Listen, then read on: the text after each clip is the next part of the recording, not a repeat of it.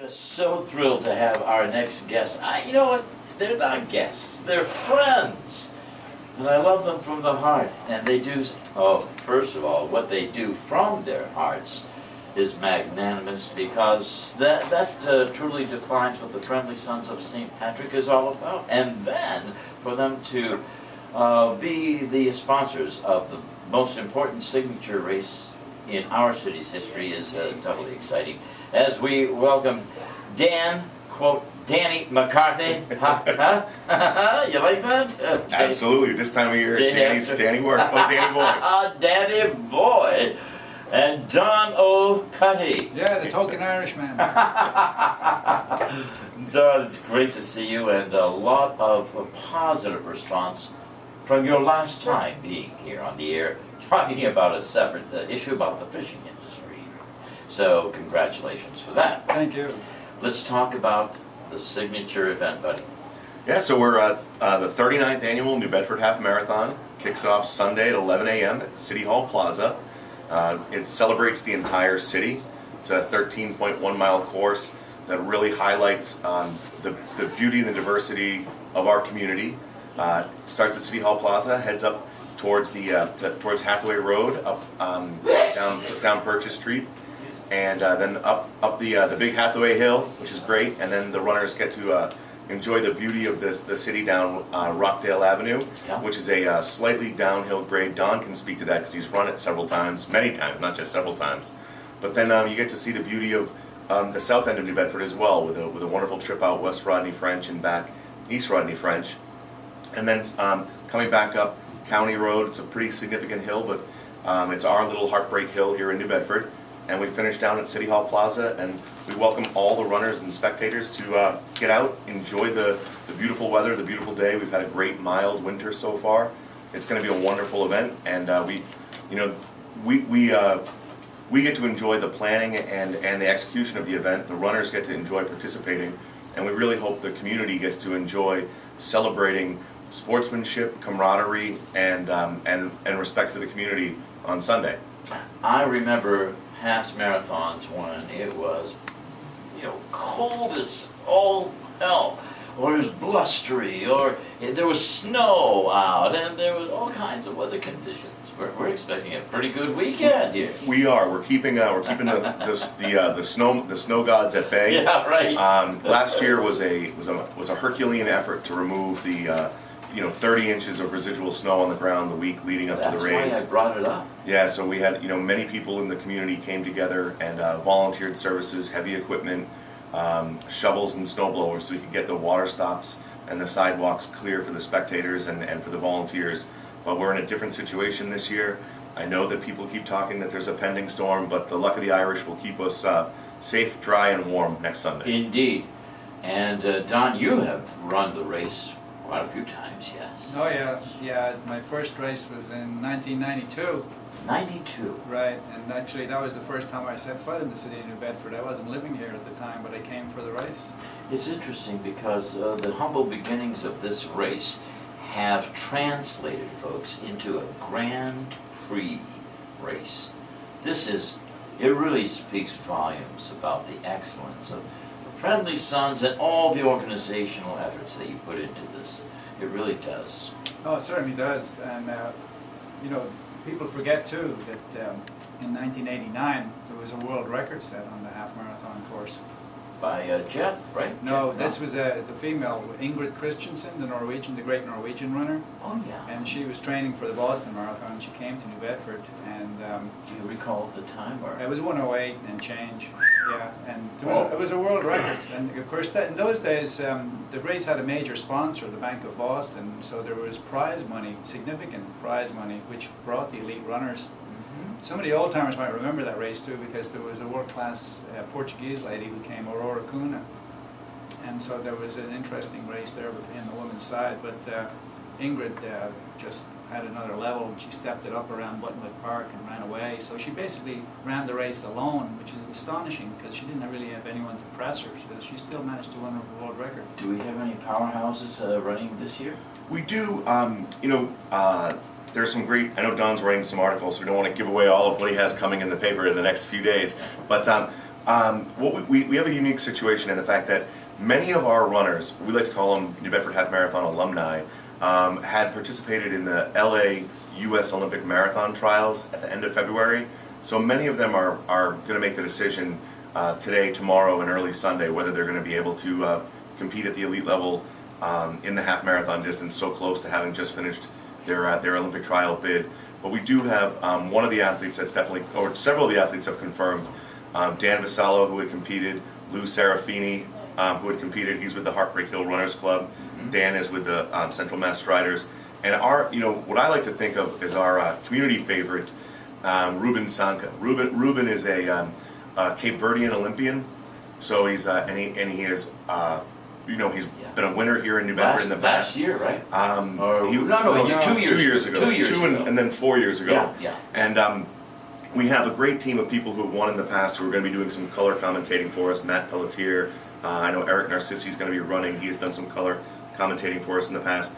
The women's field is a little bit more open this year. A lot of the runners who run that have won in the past, the Hillary Dion, Andrea Walkenin, we haven't seen them come in yet with their registrations, but I wouldn't be surprised if they're a late minute add-on. A lot of them are going to rebound from it, LA and run Boston, so this is a great training opportunity for them. But we are looking for some pretty fast times. Our men's course record has been beaten in New England this year. The Boston College coach Tim Ritchie, who's run New Bedford in the past, has the opportunity, if he participates on Sunday, to challenge Jeff Smith's course record. So we're looking for a really, really fast race.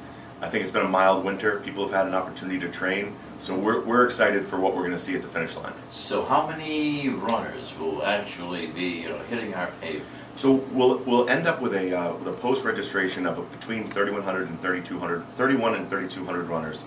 You end up with a drop-off.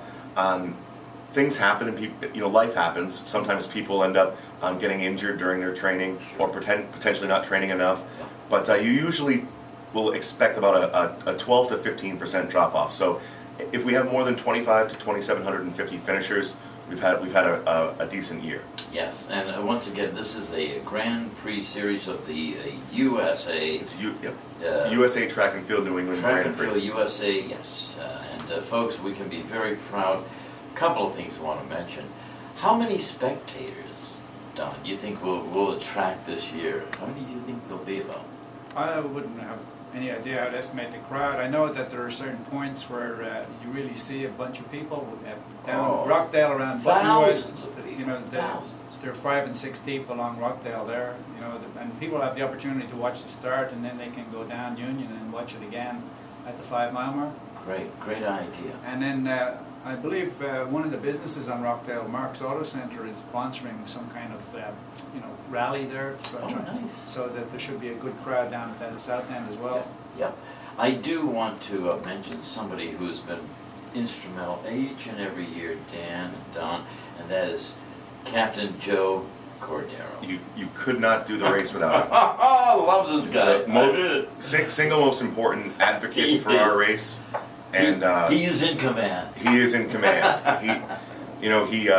With Captain Cudero at your side, you know that it's going to be a wonderful event for everyone. The safety and security is top priority, and the execution on behalf of the New Bedford Police Department is second to none. He's a passionate supporter of the race. He's a forthright and more than giving volunteer. He's at all of our planning meetings, at his own time. He liaises with St. Luke's Hospital, who's done an amazing job. I can't thank them enough. Their readiness program, and what we've been through some tabletop meetings with them at the hospital. Yeah. The coordination between those two operations and Alert Ambulance and New Bedford EMS is wonderful. We live in a post-April 2013 Boston Marathon world now, and knowing that Captain Cudero is in charge of the safety and security of our participants and spectators puts my mind at ease. And I too want to give a radio hug to South Coast Health. My daughter Andrea was there along with all of the great employees there last year. They do a wonderful job. They do, and a lot of folks need their services. So, And the mayor, of course, all of this has to be coordinated with the city, the mayor, John Mitchell, and wasn't he handing out medals last year? He's done an amazing job. He's worn many hats, from working with all of the divisions of the city that help participate with the race, the DPI, Yep. EMS, the police. His office does an amazing job coordinating all of this and staying on top of it. He's actually run the race in the past. I remember him pushing. He was with the Schwartz Center the teams. Schwartz Center, yeah. Sadly, we do not have them participating this year. We're looking to rebuild that relationship. Yeah. But he starts the race every year. He's pushed and been a member of the Schwartz Center relay teams, and he stayed there till the end, handing out finishers' medals as well. So we're really lucky that we have a mayor that embraces the race the way that John does. Absolutely. And folks, most importantly, the Friendly Sons of St. Patrick. I mean, I don't even know, John, how to go about embracing this organization and our gratitude and what they do, not only for the race, throughout the whole year. You know, when we're doing Cans Across the Park or other charities, the Sons are there. And it's amazing. It really is. It's inspiring to see this organization that yesterday we were blessing the Irish heritage.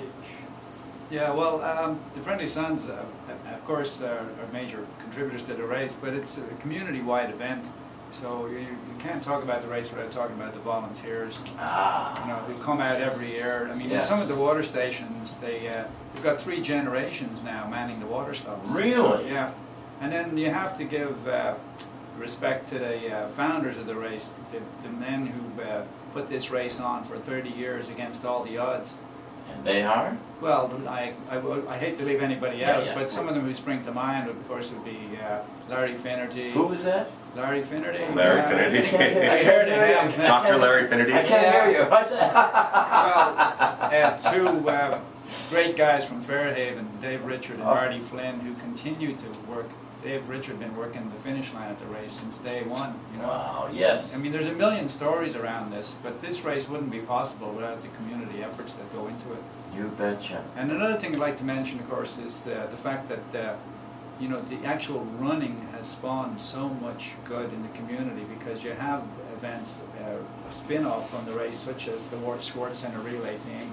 You have Team Owen, which of course we all know is started by Detective Steve Taylor from the New Bedford Police Department. Yes. Team Owen is going into its 6th year now of having people run the race to benefit research to cure spinal muscular atrophy. And their efforts, they've raised $125,000 Okay.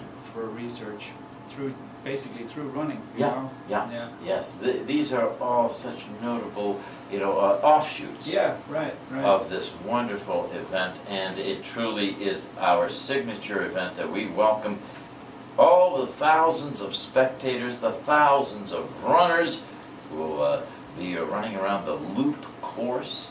Nothing different this year, right? No, the course has been the same since it was last certified in 2011. We're not looking at any material changes. We're good through 2021 there. You know, we try to look to add a little bit more to the user experience this year. So this year we withheld the snow. Yes. So Yes. you're welcome, runners. And as Don has inferred, folks, this whole event really comes to fruition when you, the everyday resident of New Bedford, from the South Coast, come over and embrace this race with your cheers, your chants, all of that energy comes together, and the nexus is this wonderful signature event. So you are very important. You have a very important part, folks, in welcoming and making sure that you support this great event, right? Right. Oh, absolutely. And I'd like to shout out Yeah. to the local runners because, we always focus on the fastest runners and the elite runners. But there's actually a subplot here because the first New Bedford man and women to finish will both win a $250 cash prize. Really? Yes. So that's great. And I've looked into this. So there's 2 great stories around this. The woman who won last year, she's 29 years old. Her name is Jani Rodriguez Ramos, and she took up running 6 years ago because she wanted to lose weight, and her first race was in the Bedford Half Marathon. Really? Yeah, she jumped in at the deep end, right? And since that time, she now has a running coach. She ran 3,200 miles last year. Oh my gosh. And she thinks she can knock 10 minutes off her finish time this year because of she's got into this sport with, you know, just fully committed. So she ran a 140 last year, and now she thinks she might be able to go sub 90 minutes this year. Now, this is a great feature story. Oh yeah, right. Well, of course, but there's a million of them. And then Yeah, on the men's yeah. side, there's a young man. His name is Nathan Brittle. He lives in the South End. He's 24. He might be 23. But I spoke with him yesterday, and he's a track club runner. Joan Sparrow from Amarol's Linguisa introduced him to road racing. Yes. He never ran in high school. Now he's running every day. He runs twice a day, and he won last year. He was the first. No, he wasn't. Excuse me. He was the second finisher last year. There was some mystery figure who took the money last year that nobody knows who he is. His name is Mike Rosella, but none of the local runners ever heard of him. But anyway, but Nathan is similar to Janie. He's running every day, and because he lives on the South End, he runs the peninsula every day. So he had the wind down there holds no fear for him. Yes. So he thinks he can better his time of last year as well. You know, so Awesome. these are local guys, you know, to run with the track club and have come out of nowhere and just fallen in love with the sport of running, and their life has changed. Well, between you, Don, a participant, and somebody who in today's Standard Times has written a fabulous article, and our organizer, Dan McCarthy, who year after year is here to make sure that the organization goes beautifully, the thousands of volunteers. How many people do you figure, all in all, are involved in So this? we throw the number around 1,000 volunteers, and many times people say that just can't be possible. But one of our water stops alone, and I'm dropping off. I'm leaving from here, and I'm dropping off their volunteer T-shirts, and it's 70 people. So at one stop. So we have 7 stops along the course for water, and that at each of the water stops, in addition to the people handing out water, we have athletic trainers. We have people with communication equipment. There's people with communication equipment throughout the event. It takes an army of people at the YMCA. We're so lucky that we have the South Coast YMCA as a partner. They do an amazing job with the facility on both Saturday and Sunday, and headed up.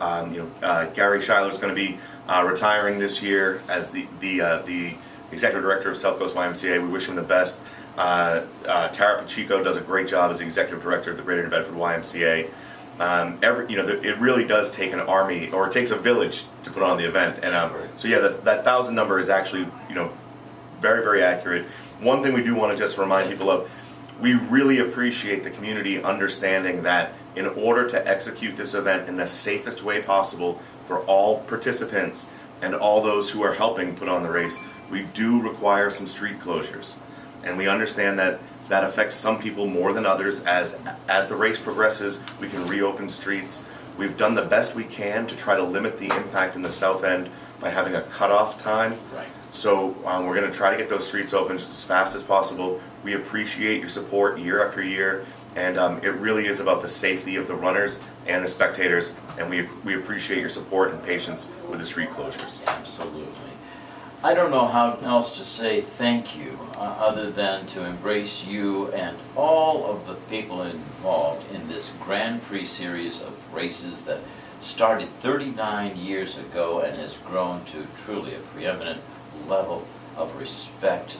And Don, your final thoughts about Sunday? Well, I'd like people to see some of the stories, inspirational stories about people who, took up running and it changed their life. And since I'm a member of the track club, I'd like to just tell people that in May the track club is going to be having fun runs every Thursday night out at the airport at 6:30 for free. Absolutely. So if anybody is really thinking about seeing if they can become a runner, all you need is a pair of shoes. And, Sure. And if you show up on Thursday night, you'll find someone to run with. So we welcome that. Dan McCarthy, many radio hugs to you, buddy. Thank you for having us on year after year. Your support, getting us out over the airwaves to let the community know that this is coming. It's a yearly event. It's the 3rd Sunday in March. You're a tremendous advocate for the event, and we couldn't be more grateful to have you as a friend. And to the listening public, get out there and celebrate with these runners. It's going to be a beautiful day. It's going to be an amazing event, and we really appreciate everyone's support. All the very best for the 39th running of the New Bedford Half Marathon. Thank you all. We'll be right back to wrap things up.